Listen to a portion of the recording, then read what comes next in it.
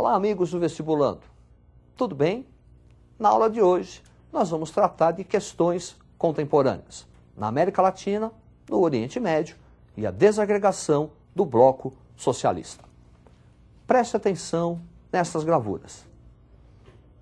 Líderes populares da Revolução Mexicana, Emiliano Zapata e Pancho Villa. A Revolução Mexicana está relacionada com a ditadura de Porfírio Díaz, colocado no poder para proteger os interesses norte-americanos. Preste atenção no quadro.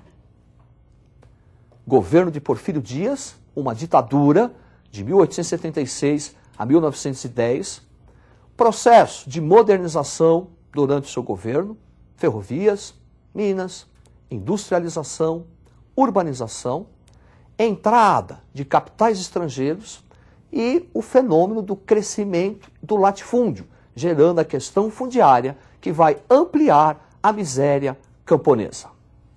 Para atenuar a miséria camponesa, tem início um processo de Revolução Mexicana, onde a questão social camponesa, o acesso à terra, será sua causa imediata. Ao longo da Revolução, nós vamos ter 3 líderes. Observe o quadro. Revolução Mexicana, então, é um movimento contra a ditadura de Porfírio Díaz, contra o porfiriato, e os líderes, Francisco Miranda, representante do setor liberal, Pancho Villa e Emiliano Zapata, que representavam as classes populares. Francisco de Miranda será eleito presidente em 1913. Não vai adotar o processo de reforma agrária tão pretendido pela classe camponesa. Após o seu assassinato de Francisco Miranda, há a radicalização da Revolução Mexicana com uma guerra civil que se estende até 1917.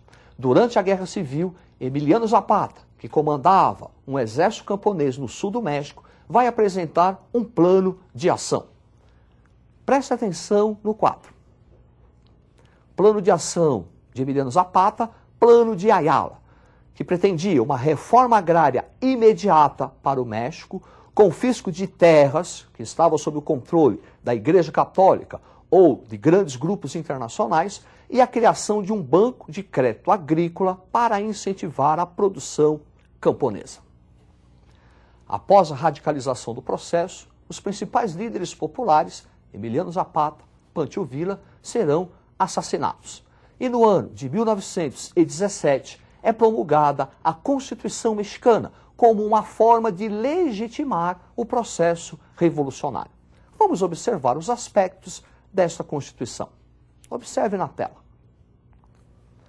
Constituição de 1917, caracterizada pela separação entre Estado e Igreja, criação de um Estado laico. Constituição que vai apresentar direitos trabalhistas, como a jornada de trabalho e a legalização do trabalho feminino e infantil. Uma Constituição nacionalista e estatizante e que vai preconizar a necessidade de reforma agrária.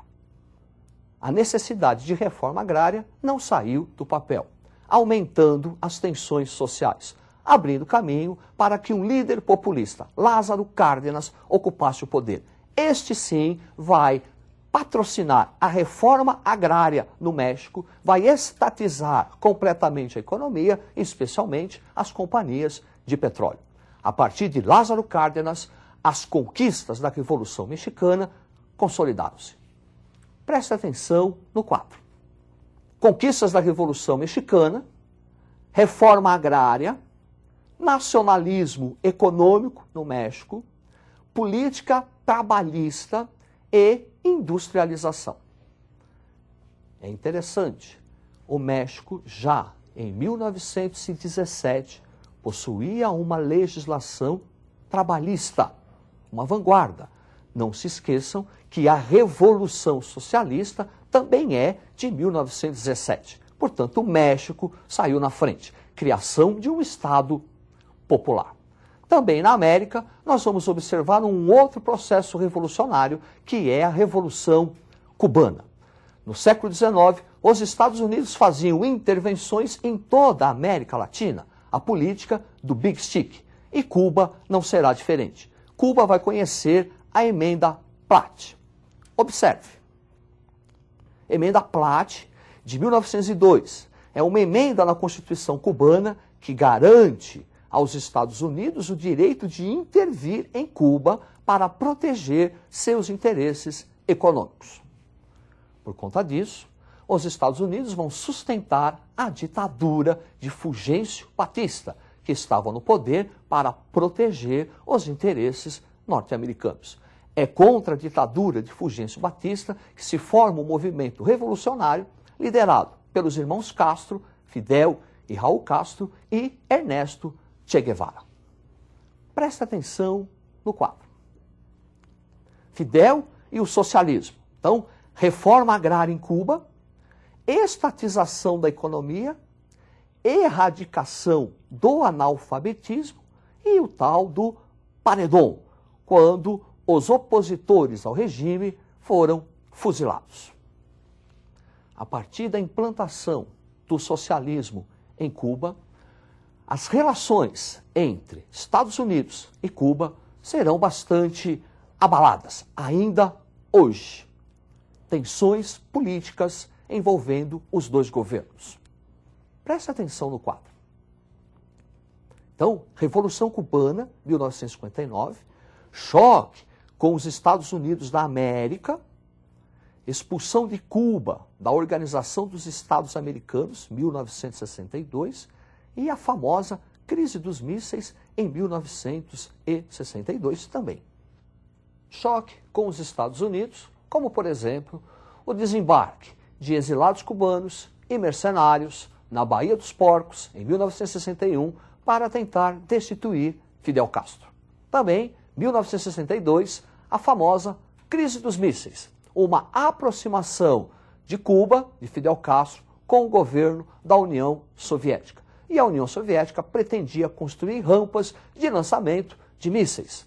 Quase provocou uma guerra, uma terceira guerra mundial entre Estados Unidos e União Soviética. Vamos agora tratar de uma questão muito delicada, uma questão no Oriente Médio, uma área estratégica para a economia mundial e palco de tensões políticas e sociais. Preste atenção nesta gravura. A Paz de Washington, onde o representante de Israel, Rabin, aperta a mão do representante da Palestina, Arafat. Israelenses e árabes entram em conflito a partir de 1948 com a criação do Estado de Israel, que os árabes não aceitaram. Vão ocorrer 4 conflitos envolvendo árabes e israelenses. Preste atenção no quadro. Primeira Guerra Árabe-Israelense, 48-49. Israel vence a Liga Árabe, formada por Egito, Iraque, Síria, Líbano e a Jordânia. Uma ampliação do domínio israelense sobre a Palestina, originando a questão palestina. Segunda Guerra Árabe-Israelense, 1956. Egito contra Israel, envolvendo a nacionalização do Canal de Suez. A ONU teve que enviar tropas à região para pacificar. Terceira Guerra Árabe-Israelense, 1967, a famosa Guerra dos 6 Dias. Novamente, vitória israelense e uma ampliação territorial. Quarta Guerra Árabe-Israelense, 1973, Guerra do Yom Kippur, o Dia do Perdão, Síria e Egito contra Israel. Após os conflitos árabes-israelenses, a partir de 1979, acordos de Camp David, procurando pacificar a região. Vamos observar como ficou o Estado de Israel após esses conflitos. Observe esses mapas. Aí está o Estado de Israel, criado em 1948, e o Estado árabe. Observe como ficou o Estado de Israel após as guerras. Houve uma ampliação. E é em virtude desta ampliação de conquistas diárias em territórios palestinos que inicia-se a questão palestina. Refugiados procurando reconstruir um Estado na Palestina. Preste atenção no quadro. Então, questão palestina.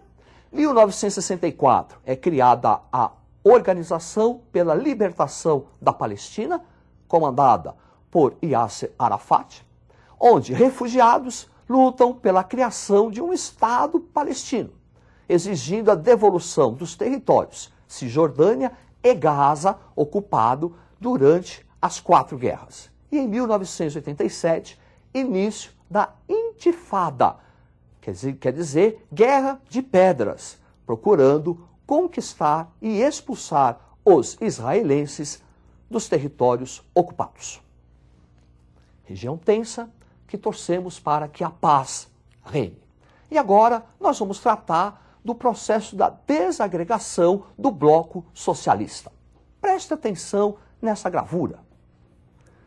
Queda do Muro de Berlim, que representa a reunificação das Alemanhas, oriental e ocidental, e o início do colapso do socialismo. O colapso do socialismo está relacionado às reformas realizadas na União Soviética por Mikhail Gorbachev. Observe na tela. Governo Gorbachev, perestroika, reestruturação econômica, glasnost, transparência política. Essa reestruturação e transparência, segundo Mikhail Gorbachev, era para tornar o socialismo mais humano. Esse processo de abertura política e econômica reaviva sentimentos nacionalistas, provocando a desintegração da União Soviética e espalha um processo de democracia pelo leste europeu. Observe. Então, na Hungria, 1989, o multipartidarismo, fim do domínio do PC, Partido Comunista, e processos de privatizações. Polônia, 1989, ação do sindicato, solidariedade e reformas. Romênia, 89, revolta popular em Timisoara, que vai resultar no assassinato do líder e ditador Nicolau Ceausescu. Alemanha Oriental, queda do Muro de Berlim. E na Iugoslávia, guerra civil envolvendo lutas étnico-políticas. É isso aí. Agora, para você, meu amigo, minha amiga, que se preparou desde o começo do ano, estudou bastante, dedicou-se, fique muito calmo. Confie em você, confie em sua capacidade, que você vai realizar seus sonhos. É isso aí, tudo de bom e até a próxima. Tchau.